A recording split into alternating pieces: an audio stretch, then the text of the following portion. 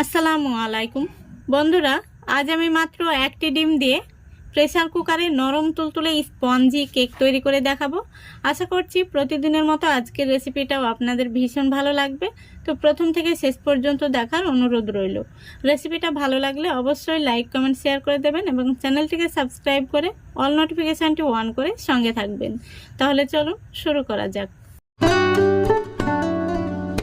প্রথমে এখানে আমি একটি ডিম নিয়েছি, ডিমটাকে ফাটিয়ে নিচ্ছি। তারপরে দিয়ে দিচ্ছি 1/3 কাপ চিনি, দিয়ে দিচ্ছি স্বাদ মতো লবণ। এবার একটি হ্যান্ড উইচ দিয়ে খুব সুন্দরভাবে ডিম, চিনি আর লবণটাকে ফেটে নিতে হবে, যেন চিনিটা খুব সুন্দরভাবে মিশে যায়। দেখুন এইভাবে আমি কিছুক্ষণ ফেটে নিয়েছি। এখন আমি এর মধ্যে দিয়ে দিচ্ছি 1 টেবিল চামচ মতো সাদা তেল। তেলটা দেওয়ার পরে আমি আবারও খুব ভালো করে ফেটে নিচ্ছি। দেখুন তেলটা দেওয়ার পরে আমি ফেটে নিয়েছি। এখন আমি এর মধ্যে দিয়ে দিচ্ছি 1/4 কাপ তরল দুধ। দুধটা এখন কুসুম গরম রয়েছে। দুধটা দেওয়ার পরে আমি আবারও খুব ভালো করে মিশিয়ে নিচ্ছি। দেখুন দুধটা দেওয়ার পরে আমি খুব ভালো করে মিশিয়ে নিয়েছি। এখন আমি এর মধ্যে দিয়ে দিচ্ছি ভ্যানিলা এসেন্স।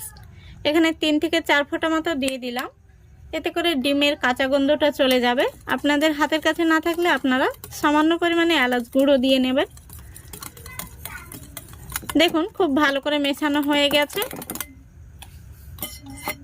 এখন আমি এর মধ্যে দিয়ে দিচ্ছি 1/2 কাপ ময়দা। এখানে মেজারিং কাপ মেপে আমি 1/2 কাপ ময়দা দিয়ে দিলাম। আর দিয়ে দিচ্ছি 2 চা চামচ সুজি। এখানে কেকটা দানা দানা হওয়ার জন্য এখানে আমি 2 চামচ সুজি দিলাম। আপনারা চাইলে সুজিটা নাও দিতে পারেন, সমপরিমাণ ময়দা দিয়ে দিতে পারেন। তো এবার আমি খুব ভালো করে মিশিয়ে নেব। দেখুন খুব ভালো করে মেশানো হয়ে গেছে। এখন আমি এটাকে রেস্টে রেখে দেব 5 মিনিটের জন্য। যেহেতু এর মধ্যে সুজি দেওয়া রয়েছে, তাই সুজিটা ফুলে ওঠার জন্য 5 মিনিট আমি রেস্টে রেখে দিলাম।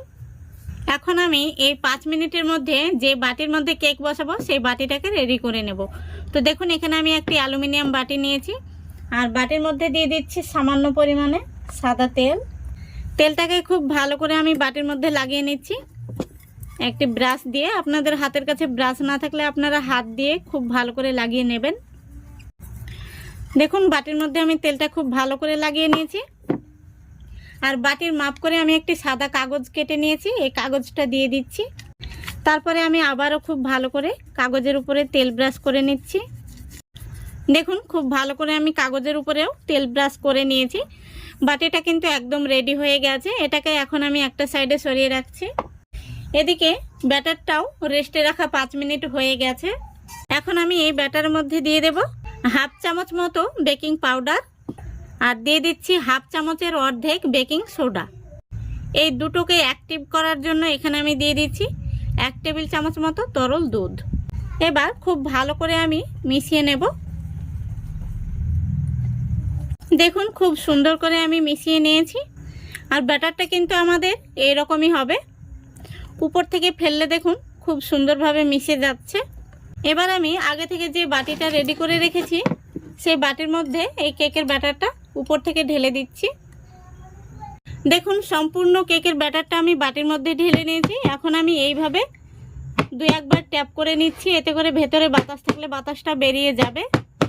বন্ধুরা মাত্র একটি ডিম দিয়ে যে এত সুন্দর কেক বানানো যায় আপনারা না দেখলে বিশ্বাস করতে পারবেন না। তো চলুন এবার আমি কেকটা বেক করতে বসিয়ে দেব। দেখুন বন্ধুরা এখানে আমি গ্যাসটা অন করে একটি প্রেসার কুকার বসিয়ে দিয়েছি।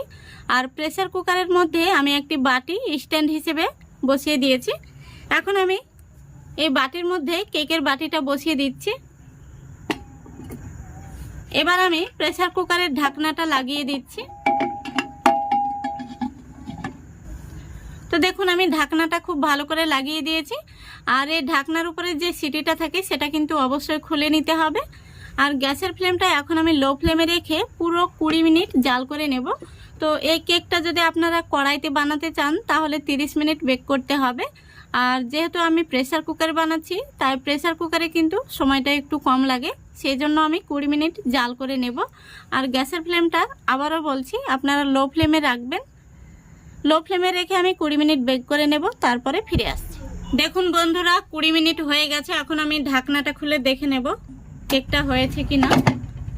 ঢাকনাটা খুবই সাবধানে খুলতে হবে, কেকটা যেন ভেঙে না যায় সেদিকে লক্ষ্য রাখতে হবে। দেখুন কেকটা কত সুন্দর কালার এসছে। আমি একটি কাঠি দিয়ে আপনাদের দেখিয়ে দিচ্ছি ভেতর থেকে হয়েছে নাকি কাঁচা রয়েছে। দেখুন কাঠিটা কিন্তু একদম পরিষ্কার বেরিয়েছে, তার মানে কেকটা পারফেক্ট হয়েছে। এখন আমি গ্যাসটা অফ করে দিচ্ছি। এবার কেকের বাটিটা আমি নামিয়ে ঠান্ডা করে নেব, তারপরে আপনাদের দেখাচ্ছি। দেখুন বন্ধুরা কেকটাকে আমি কিছুটা ঠান্ডা করে নিয়েছি। আর দেখুন এইভাবে আঙ্গুল দিয়ে টান দিলেই কিন্তু সাইড থেকে আলগা হয়ে যাচ্ছে। তো কেকটাকে আমি এখন একটি থালার মধ্যে বের করে নিচ্ছি।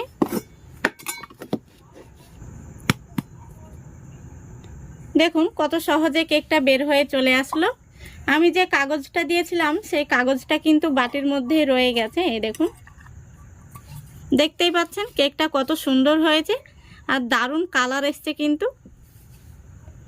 এই দেখুন, আমি আপনাদের কাছে থেকে দেখিয়ে দিচ্ছি। দেখুন কেকটা কত সুন্দর হয়েছে। কেকটা আমি আপনাদের চেপে চেপে দেখিয়ে দিচ্ছি। দেখুন কতটা স্পঞ্জি হয়েছে। এই দেখুন দারুণ হয়েছে। এখন আমি আপনাদের কেকটা কেটেও দেখিয়ে দিচ্ছি ভেতর থেকে কতটা স্পঞ্জি হয়েছে আর জালিদার হয়েছে।